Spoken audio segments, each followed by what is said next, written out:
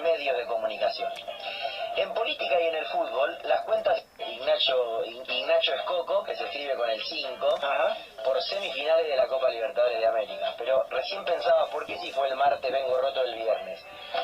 11 de la noche, no, 9 de la noche del martes del primer partido, di clases todo el miércoles a la mañana y ahí me terminé de romper, porque desde entonces no doy clases, pero acá estamos, como si fuera lunes, como cuando hacíamos la columna el lunes, con un pedazo de garganta para hablar de medios y de economía. Santi, la semana pasada mandaste todo a la mierda, o dijiste que todo se había ido a la mierda y ahora es tiempo de hablar de aquellos que logran reconstituirse en la mierda, ¿no? Sí, exactamente. La semana pasada planteábamos una aproximación a una problemática que nos interesa siempre, pero desde el lado más de la vida social o de la forma social de convivencia. Ahora volvemos a los números, a sacar cuentas y a preguntarnos por nombres, apellidos y a tratar de responder dos preguntas. ¿Por qué compran los que compran y por qué venden los que venden? Medios de comunicación. En política y en el fútbol, las cuentas se hacen al final. Una remera que diga, podríamos pensar, ¿no? Un hashtag en política y en el fútbol se hacen las cuentas al final. Esto es una enseñanza que tienen, por ejemplo, las elecciones. Hay que esperar hasta que termine el conteo para saber si entra o no un diputado.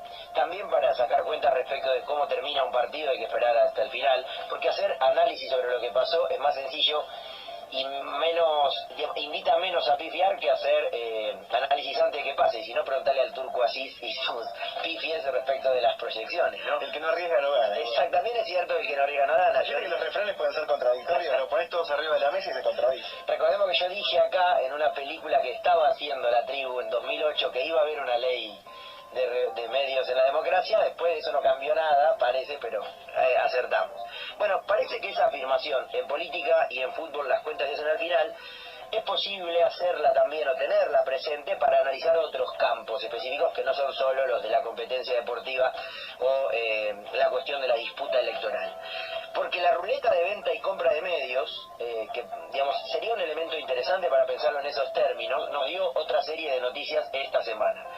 ¿Por qué digo ruleta de compra y venta de medios? Porque si hay algo que ha sucedido ininterrumpidamente desde 1989 en adelante es la compra y venta de medios de comunicación.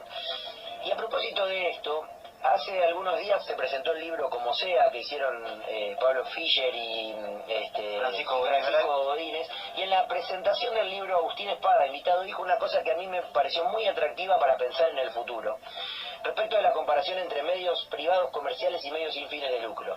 Agustín dice, se les pide sustentabilidad a los medios sin fines de lucro siempre, pero habría que definir sustentabilidad, porque si pensamos en quién ha sido el dueño del medio durante todo este tiempo, hay medios que tienen 20, 25, 30 años, desde En Tránsito, Aijuna, La Tribu. Ahora, ¿quiénes fueron los dueños de los medios privados comerciales en los últimos 20 años? Una ruleta que cambia todo el tiempo su nombre, y justamente también por razones económicas, salvo el Grupo Clarín, que sobrevive y que desde el 89, cuando se compró Canal 13, fue comprando cada vez más medios, pero Radio Mitre y Canal 13 siguen en sus manos. Digo, para pensar esta cuestión, en ese escenario, en el de la ruleta de compra y venta de medios, esta semana tuvimos dos noticias significativas. Una que tiene que ver con la economía de medios y el acceso a contenidos, sobre lo que hablamos mucho y solo lo vamos a mencionar, y es adelantar una semana el fútbol pago. Entonces, si no pagás el pack a partir de ahora, de hoy mismo, de hoy viernes 27 de octubre, solo vas a ver 4 partidos en diferentes señales de cable. Para nosotros tenés que pagar. Es decir, te trajeron una semana antes el futuro, y en la misma semana en la que te aumentaron la luz, el gas y la nafta, para ver fútbol pagás o te jodés. ¿Por qué eso afecta? Porque, por ejemplo, en los lugares pequeños, si los cableros chiquitos no logran conseguir el financiamiento para comprar el cable, sus pocos clientes se mudarán a DirecTV, que sí lo podrá hacer. Entonces esa es una noticia respecto a la ruleta de medios. Ahora, la más significativa e importante, y sobre la que también habíamos hablado hace algunas semanas, pero tenemos que cambiar los nombres, es sobre quién se compró el Grupo Indalo, porque aproximarse a esa cuestión, quién se compró el Grupo Indalo, nos permite entrarle desde esas dos preguntas que son centrales para entender la ruleta de compra y venta de medios. ¿Por qué compran los que compran y por qué venden los que venden medios de comunicación? La noticia concreta, efectiva, es que el grupo OP Investment, que es un grupo inversor con sede en Estados Unidos, no logré constatar si es en Delaware, Estados Unidos, donde todas las sociedades offshore tienen su lugar, pero lo cierto es que este grupo, OP Investment, compró el Grupo Indalo de Cristóbal López, el empresario empresario emblemático del gobierno kirchnerista. El Grupo Indalo es una firma que tiene 170 sociedades en diferentes rubros, 170 sociedades, no hay error de tipeo. Entre ellas, por ejemplo, hay hasta una empresa denominada El Tejar, que a mí me sonaba mucho cuando me enteré. Me puse a investigar, llamé a mis amigos treslomenses y me lo confirmaron. Es una sociedad agropecuaria que trabaja cientos de miles de hectáreas en la zona oeste de la provincia de Buenos Aires. Es decir, eso nos permite pensar cuán diversificado es el Grupo Indalo, que entre sus 170 sociedades tenía un campo en Tres Lomas. Soja, medios de comunicación. Absolutamente. Y eso nos permite pensar para qué tienen medios si tienen soja. Bueno, entre esas 170 sociedades, el Grupo Indalo tiene Radio 10, C5N, FM Pop, las radios más vistas, las radios más escuchadas, digo más vistas por esta idea de que se trasladan a Internet también, C5N, una de las señales de noticias más importantes, tiene 4.000 empleados directos y 8.000 empleados indirectos, y recordemos que entre sus 170 sociedades, el Grupo Indalo tenía Oil Combustibles, que es la empresa de comercialización de combustibles por la cual hay una complicación para la venta de las empresas del Grupo Indalo. Porque el grupo OP Investment informó muy formalmente que había comprado al Grupo Indalo, pero esto sucede a referéndum de la decisión del juez Ercolini. El juez Ercolini tiene que decidir si permite la transferencia de estas empresas porque los dueños del Grupo Indalo, Cristóbal López, están inhibidos por una causa judicial que lleva adelante el juez Ercolini de transferir sus bienes e incluso de manejarlos. ¿Por qué están inhibidos? Porque tiene una deuda con el fisco muy grande a partir de que hay un impuesto que pagan los ciudadanos cuando cargan nafta, pero los agentes de retención de ese impuesto son las empresas de combustible, que luego tienen que darle ese dinero al fisco. Es decir, te lo cobran de ese modo para que vos no puedas evitar pagarlo, pero durante muchos años se la quedaron y la trabajaron. Indalo se quedaba el impuesto y no lo rendía al Estado. Exactamente, Indalo con su empresa de combustible se quedaba el impuesto del que solo era agente de retención. Para que lo entiendan, yo soy monotributista, en algunas universidades facturo. Cuando doy en la provincia de Buenos Aires me cobran ingresos brutos. Claro. La universidad se queda con ese dinero, pero luego se lo da al fisco, porque es el modo en que yo pago ingresos brutos. Bueno, multipliquen eso por miles de millones de pesos. Me siento boludo, porque uno todos los meses, no solo en la vida personal, sino también en la vida colectiva, en la tribu, con nuestro querido contador, que nos cobra poquito para ayudarnos con los números. Estamos viendo todo lo que facturamos, número por número, para rendir lo que corresponde al gravamen audiovisual, que luego permite que existan los fondos concursables para todos los medios comunitarios. Y tenés al Grupo Indalo guardándose un impuesto que tendría que haber dado al Estado. Exactamente, por esa deuda con el fisco, por montos de impuestos retenidos por la venta de combustible, los dueños del Grupo Indalo están inhibidos de transferir sus bienes y entonces es el juez Ercolini y no el ENACOM el que va a decidir si se puede vender y si se puede comprar el Grupo Indalo o sus medios, Radio 10, C5N, Pop, etcétera. Ahora, en el gobierno de Cambiemos hay una especie de interna. En algún momento nos vamos a enterar de cuántas internas hay. Supimos de una que por ahora tiene vencedor, el ala política Monzó versus el ala técnica y de gestión. Qué buenos que son igual para los trapitos no mostrarlos al sol, ¿eh? Es cierto, tal vez pasó poco tiempo, todavía con asfalto y pasado le ganan las elecciones, pero hay varias internas. Una de ellas es, respecto de este caso, la línea que auspicia la llegada de un grupo afín a un medio hostil. Es decir, hay una línea del gobierno que ve con buenos ojos que un grupo afín al gobierno se compre medios hostiles al gobierno por su línea editorial, y del otro lado está Abad, que busca que la AFIP cobre la deuda. Esta línea interna, por ejemplo, primó sobre la relación Macri-Terranova y fue lo que explicó que el Grupo Indalo no quede en manos de Terranova. A saber, Terranova tenía todo acordado, lo detalló muy claramente Hugo Alconada-Amón en La Nación, para su desembarco, porque Cristóbal López necesita vender esos medios, pero recibió un aviso de parte del gobierno de que no iba a recibir gracia en términos de la deuda que tiene el Grupo Indalo, ni más ayuda de la que el Grupo Indalo y el Grupo Sarmiento ya reciben en materia de publicidad oficial. Recordemos que recibe bastante el Grupo Indalo, a pesar de ser un grupo hostil al gobierno en su línea editorial. Podríamos decir recibe bastante porque sus medios son vistos, no lo vamos a discutir, pero también recibe bastante el Grupo Sarmiento, que es el principal tenedor de espacios de vía pública, publicidad, es el Albistur del cambierismo. En ese contexto entonces tenemos la interna y no sabemos qué va a pasar, aunque el que decide es el juez Ercolini. Ahora bien, El tipo confiado diciendo que deciden los jueces, ¿no? bueno, es entender entender la división de poder, está bien. entender el momento histórico, ¿no? Hoy prima la división de la República la decisión de los jueces. OP Investment es un grupo inversor que tiene sede en Estados Unidos. Su cara visible, el nombre que gestiona y toma decisiones, el que firma el comunicado que recibieron los empleados del Grupo Indalo, por ejemplo, se llama José Ignacio Rosner. José Ignacio Rosner es un Newman Boy. Hay un libro muy interesante que piensa cómo se constituyó el sector de poder de El Pródigo para leer junto con los libros de Bomaro en torno a esto, que es el de Noé Barral Guijera y Esteban Rafele, donde da cuenta de la amistad entre Caputo y Macri, y ahí se trabaja muy bien esta idea de qué son los Newman Boys. Pues bien, este muchacho es un Newman Boy, se recibió un año antes del colegio Cardenal Newman que Mauricio Macri, pero además fue miembro del directorio del Grupo Clarín en algún momento y miembro del directorio de las empresas de SOCMA, de la sociedad Macri. Ese señor, con esos atributos, eso figura en su LinkedIn, digamos, es el que encabeza OP Investment, que es el que anunció que si el juez Ercolini lo decide o lo permite, se va a comprar las 170 empresas del Grupo Indalo, entre ellas Radio 10, C5N, Pop y otras.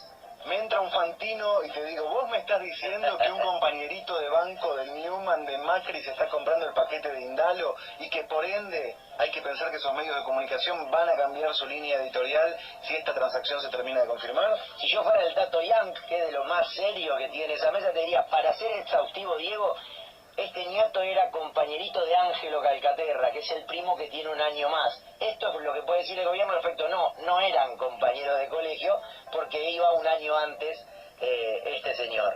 Ahora, vayamos a las preguntas que tenemos, que son centrales para comprender entonces, ¿por qué compran los que compran y por qué venden los que venden? Ya sabemos quién es el que compra. Bueno, en realidad no sabemos tanto, ¿no? Es un fondo de inversiones con sede en Estados Unidos, que tiene un nieto que fue el Newman y que trabajó en SOCMA y en Clarín, al frente, y eso es todo lo que parece habilitar la decisión de Ercolini. Y que quiere todo el paquete, además, medios, soja, combustible. No solo quiere todo el paquete, sino que en el comunicado que le dio a los trabajadores del Grupo Indalo, plantea que es una empresa que viene a invertir para el desarrollo de la Argentina y que va a quedarse únicamente con las firmas que son exitosas económicamente y que está dispuesto a desprenderse de las otras. Advertencia por momento histórico, las empresas de medios no están en las exitosas. De hecho, una de las respuestas para explicar por qué tienen medios los empresarios que tienen intereses en otra zona de la economía es para operar políticamente. Es más negocio tener Swiss Medical que el Grupo América, y eso explica por qué Velocopit se compró un cacho de América en su guerra con OSDE, por ejemplo, en la medicina prepaga.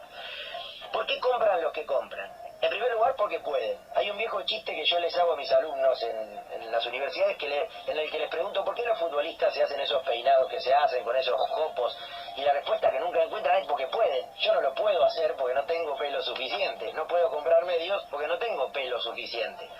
Entonces, la primera respuesta es: los empresarios que compran medios porque pueden, porque tienen lana, porque tienen capacidad económica, pero además porque la transformación de la ley audiovisual lo permitió, el desguace vía decreto que hizo el gobierno de Macri permite que las transferencias de medios sucedan sin que nadie diga agua va, pero además el grupo estadounidense podría comprar medios porque no hay límite en la cantidad, en el porcentaje que pueden tener los medios, las empresas estadounidenses de medios, desde el Tratado de Protección Recíproca del 91 que firmó Menem con Bush en el año 91 y que se renueva automáticamente cada 10 años. Compran los que compran porque el grupo Indalo es un atractivo para las empresas en este momento histórico, porque tiene empresas con acceso a licitaciones. Ahí está la papa, en la prestación de algunos servicios públicos, en el acceso a licitaciones que tienen algunas de las empresas del grupo Indalo, donde los medios son un vuelto, un pedacito, la parte menor. Pero además compran los que compran porque hay una oleada de buena onda en la relación gobierno-medios afines. Esto tiene una contracara que tiene que ver con la relación entre el gobierno y los medios no afines, que los ponen en una situación bien compleja. Ver entrevista en letra P a Santa Marina de hace varios días, en donde Santa Marina, el dueño de Página 12, en realidad el presidente del Grupo Octubre, dueño de Página 12, a Santa María, perdón, confirma que en estas condiciones el diario no llega a fin de año, porque no tiene dinero suficiente y porque la plaza de publicidad está seca, incluyendo la publicidad oficial. Cuando Aguad dijo que la mejor libertad de expresión era la libertad de mercado, lo que no estaba diciendo, o lo que se puede leer entre líneas, es esto: el ahogo financiero que el Estado le puede producir a un medio no termina siendo una libertad, sino justamente una condena. Ahora, de nuevo, aclaración innecesaria, no vamos a ser nosotros quienes defiendan que un sindical, que el secretario general del sindicato se convierta en la patronal, la negociación paritaria con sus trabajadores, etcétera. Ni que dependa de la pauta oficial para subsistir. Y de la pauta de la ciudad y su buena relación con la reta. Pero advertimos que en este contexto, el tercer elemento de por qué compran lo que compran tiene que ver con la afinidad entre gobiernos entre empresas cercanas al gobierno y esta buena relación en la segunda etapa de la guerra con el periodismo, porque ya hemos desmentido que no terminó como anunció Marcos Peña. Ahora, ¿por qué venden los que venden? Bueno, en primer lugar, por el cambio político. Cristóbal López había apostado a la continuidad del proyecto, Scioli perdió y hoy busca desprenderse de sus empresas antes de caer en desgracia. Incluso necesita venderlas antes que su situación personal afecte el valor de sus activos. En segundo lugar, porque nada cambió en la lógica del destino de la publicidad oficial. En el escenario de crisis actual se vuelve mucho más profundo. Aclaremos este punto.